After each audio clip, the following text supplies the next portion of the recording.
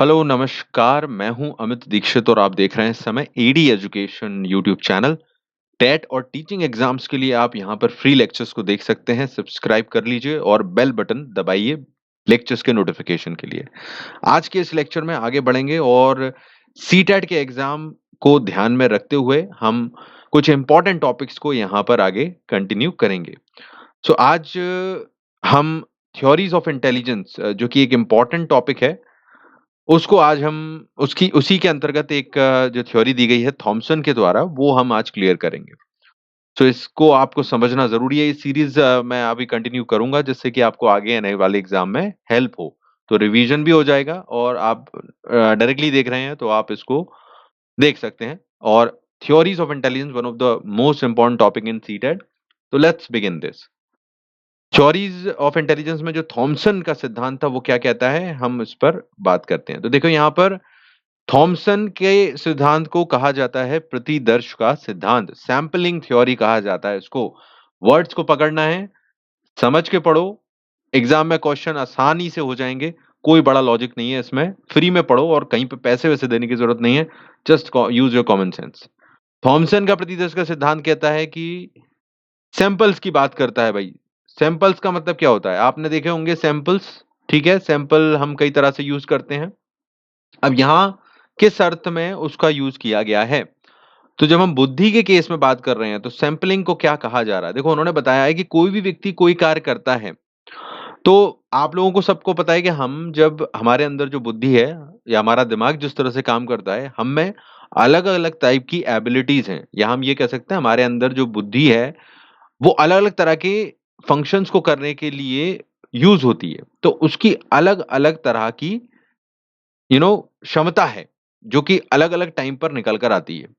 अगर इसको सिंपल करें कि कहीं पर हम अपने दिमाग के उस हिस्से को यूज कर रहे होते हैं, उस एबिलिटी को यूज कर रहे होते हैं जहां पर हमें बहुत ज्यादा क्रिएटिविटी की जरूरत होती है ना, कल्पनाशीलता की।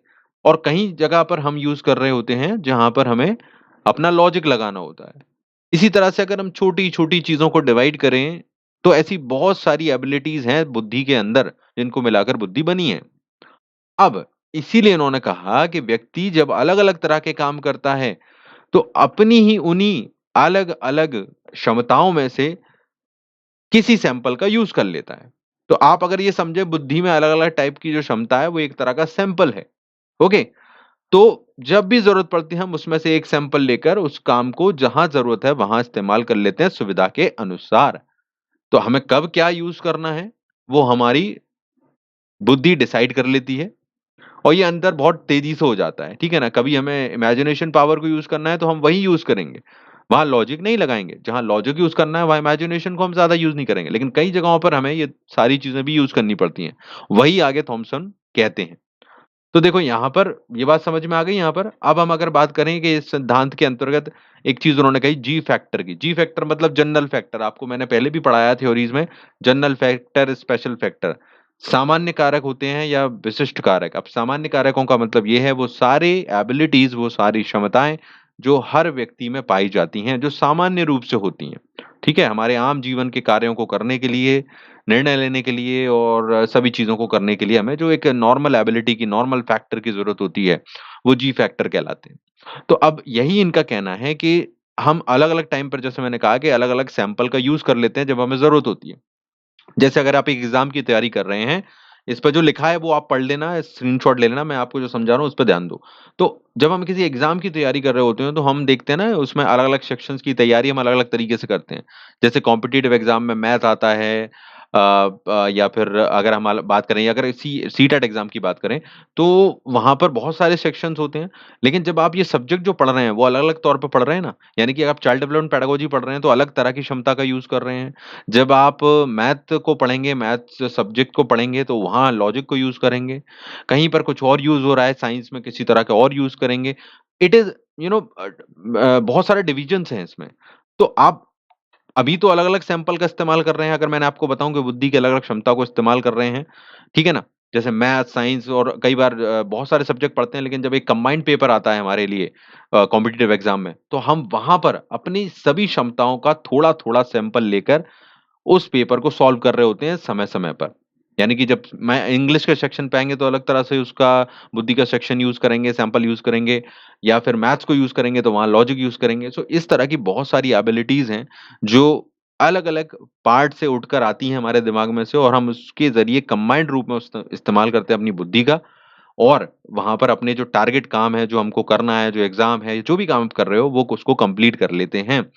तो कहने का मतलब ये है कि हमारे बुद्धि में सरल शब्दों में अगर इसको समझें तो विभिन्न प्रकार की जो सिंपल क्षमताएँ हैं, वो वैसे हम अलग-अलग जगहों पर यूज़ करते हैं, लेकिन जब कभी मौके आते हैं तो उन्हीं सिंपल सिंपल जी फैक्टर्स को, सामान्य कारकों को मिला-जुला के हम एक रूप में उसको इस्तेमाल करते हैं, यूनाइटेड रूप में इस्तेमाल करते हैं और अपने टारगेट वाला जो हमारा काम है, जो हमें करना है, वो उसे पूरा कर डालते हैं।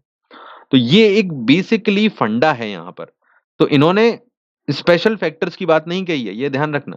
इन्होंने सारे जनरल फैक्टर्स को लिया जो हम सामान्य तौर पर बुद्धि के इस्तेमाल करते हैं। लेकिन यही सामान्य फैक्टर जब कई स्थितियों में ज़रूरत पड़ने पर एक साथ अलग-अलग तरह से उठकर आते हैं और अलग-अलग अपना काम करके चले जाते हैं। तो उसकी बात कही है जब हम जैसा मैंने भी आपको एग्ज़ाम्पल दिया एक एग्ज़ाम का, ठीक है?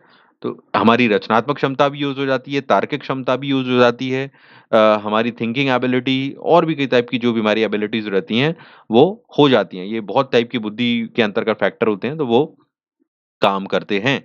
तो कुछ ना कुछ हिस्सा आ रहा है, कुछ ना कुछ सैंपल आ रहा है, इसलिए इसको सैंपलिंग थ्योरी कही गई है, कि हर चीज़ में से थोड़ा सैंपल निकल कर आ रहा है, हम उस सैंपल का इस्तेमाल करके अपना काम कर लेते हैं, जो भी टास्क हमको पूरा करना है कंबाइंड रूप में, ठीक है ना? अलग से तो कर ही रहे हैं, कंबाइंड रूप में कर लेते हैं।